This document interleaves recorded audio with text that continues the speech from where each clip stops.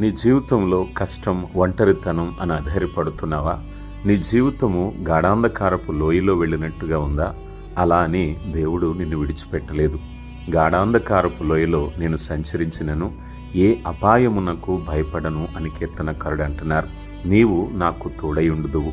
ప్రియులరా, నీ జీవితము కష్టాల లోయలో వెళుతున్నట్లయితే దేవుడు నిన్ను విడిచిపెట్టాడని కాదు, ఆ లోయలో నీకు తోడై ఉన్నాడు. నీ జీవితంలో దేవుడు మౌనంగా ఉన్నారు అనుకున్నావా? ఆయన పని చేస్తున్నారు. ఫలితము నువ్వు ఊహించిన దానికంటే చాలా సంతోషంగా ఉంటుంది. రాజుల మొదటి గ్రంథం 19వ అధ్యాయం 9వ వచనంలో దేవుడు ఏలియాతో చెప్తున్నారు, ఏలియా, ఈ గుహలో నువ్వేం చేస్తున్నావు? లేచి పయనించు, నీ శక్తికి మించిన కార్యాలు చేయవలసి ఉందని ఏలియాను దేవుడు బలపరిచారు.